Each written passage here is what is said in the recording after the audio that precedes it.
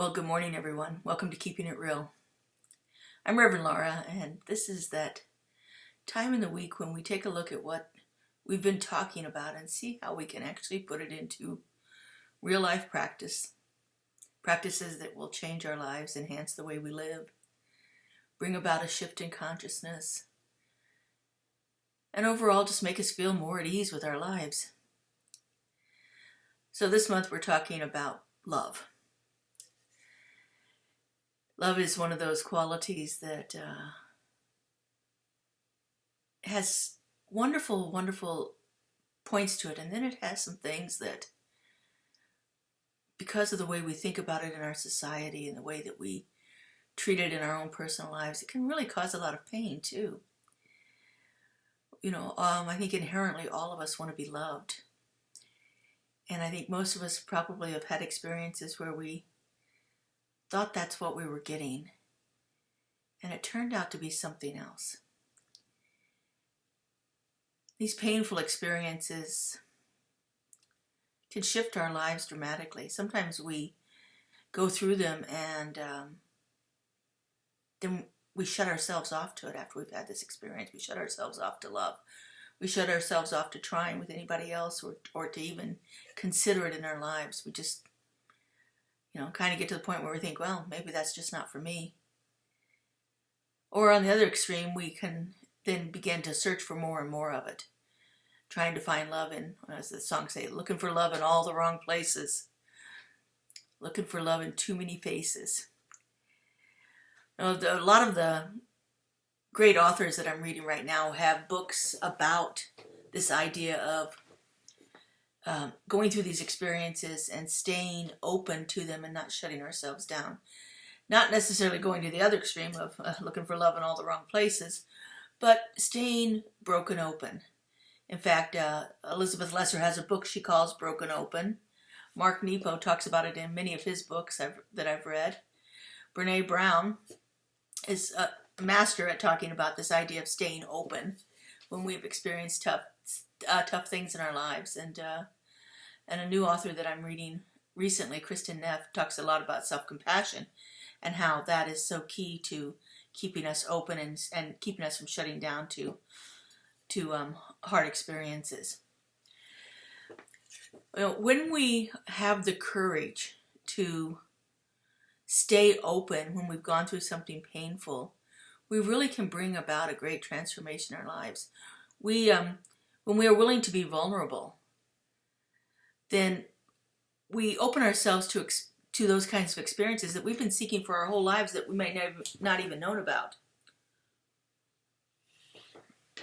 We open ourselves up to experiencing things like love in a totally different way when we keep ourselves open. But when we shut down, when we close off, then we limit our experiences with each other. We limit our experience with ourselves. We shut ourselves off in so many different ways. There's a wonderful practice in the Japanese culture called kitsugi, which is the practice of filling cracks of pottery with gold. And what happens then is that piece of pottery becomes more valuable because it's been filled with something that is so rich and so beautiful. And I think we have an opportunity in our lives to do that to ourselves. When we've experienced something, when we've been cracked open, we have an opportunity to fill it with more of those rich and meaningful experiences in our lives through some of the intentional practices that we engage in, like self-compassion, mindfulness, definitely forgiveness, and even gratitude. Gratitude for the experience, because we always grow out of our experiences. When we engage in these practices intentionally, purposefully, and consistently, and when we have the courage to look at our defenses that are holding us back, then we open up to a greater experience of life all in all aspects of it, not just in this area of love, but holding ourselves back from it, closing down, shrinking, and becoming tight and protective. That's not going to get us anywhere. It hasn't gotten us anywhere in the past, and it certainly won't get us anywhere in the future. It may feel safer, It may be what we need for a moment or two in our lives, just to regain our sense of security and safety in a world where we've been hurt. But we can't continue to live our lives that way. We just close ourselves off to all these wonderful and rich experiences. And that's why we're here.